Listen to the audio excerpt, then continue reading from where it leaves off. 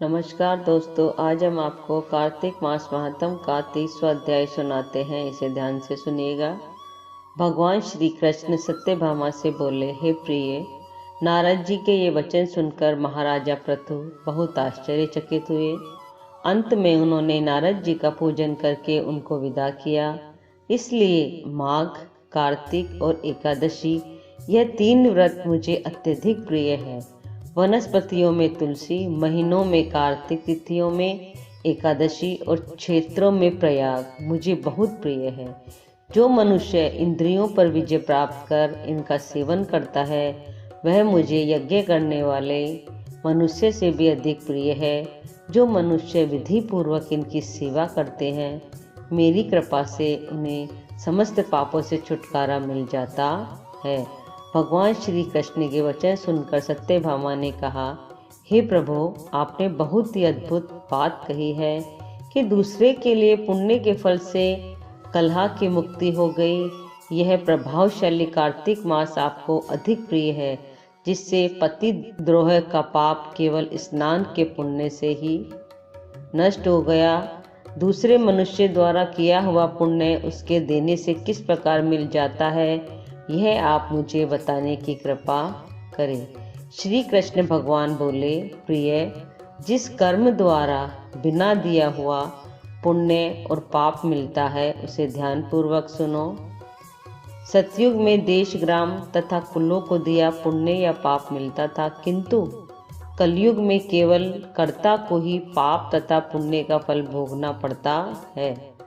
संसर्ग न करने पर भी वह व्यवस्था की गई है और संसर्ग से पाप व पुण्य दूसरे को मिलते हैं। उनकी व्यवस्था भी सुनो। पढ़ाना, यज्ञ कराना और एक साथ भोजन करने से पाप पुण्य का आधा फल मिलता है। एक आसन पर बैठने तथा सवारी पर चढ़ने से, श्वास के आने जाने से पुण्य व पाप का चौथा भाग जीव मात्र को मिलता है। छूने से, भोजन करने से और दूसरे की स्तुति करने से पुण्य और पाप का 6वां भाग मिलता है। दूसरे की निंदा, चुगली और धिक्कार करने से उसको 7वां भाग मिलता है। पुण्य करने वाले मनुष्य की जो कोई सेवा करता है वह सेवा का भाग लेता है और अपना पुण्य उसे देता है। नौकर और शिष्य के अतिरिक्त जो मनुष्य दूसरे से सेवा करवाकर उसे पैसे नहीं देता, वह सेवक उसके पुण्य का भागी होता है। जो व्यक्ति पंक्ति में बैठे हुए भोजन करने वालों की पत्तल लांघता है, वह उसे अपने पुण्य का 6वां भाग देता है। स्नान तथा ध्यान आदि करते हुए मनुष्य से जो व्यक्ति बातचीत करता है या उसे छूता है, वह अपने पुण्य का 6वां भाग दे डालता है।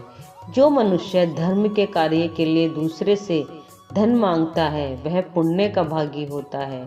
ठीक उसी प्रकार जिस प्रकार के दान करने वाला पुण्य का भागी होता है, जो मनुष्य धर्म का उपदेश करता है और उसके बाद सुनने वाले से याचना करता है, वह अपने पुण्य का 6वां भाग उसे दे देता है।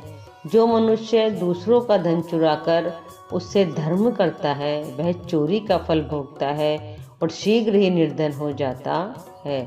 और जिसका धन चुराता है वह पुण्य का भागी होता है।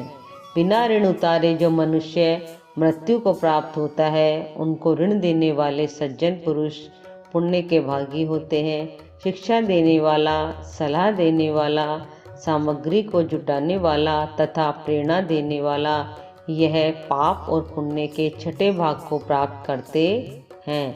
राजा प्रजा के पाप पुण्य के षष्ठांग का भोगी होता है। गुरु शिष्यों का, पति पत्नी का, पिता पुत्र का, स्त्री पति के लिए पुण्य का 6ठा भाग पाती है।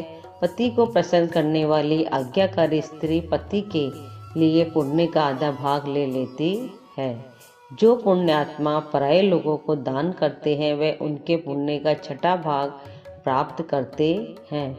जीविका देने वाला मनुष्य जीविका ग्रहण करने वाले मनुष्य के पुण्य के 6ठे भाग को प्राप्त करता है। इस प्रकार दूसरों के लिए पुण्य अथवा पाप बिना दिए भी दूसरे को मिल सकते हैं, किंतु ये नियम जो कि मैंने बतलाए हैं ये कलयुग में लागू नहीं होते। कलयुग में तो एकमात्र कर्ता को ही अपने पाप व पुण्य भोगने पड़ते हैं। इस संबंध में एक बड़ा पुराना इतिहास है जो कि पवित्र भी है और बुद्धि प्रदान करने वाला कहा जाता है। यह इतिहास 31वें अध्याय में बताया जाएगा। यहाँ कार्तिक मास महात्म का 30वां अध्याय समाप्त होता है। आप इसे लाइक कीजिए और चैनल को सब्सक्राइब कीजिए। जय जय श्री राधे।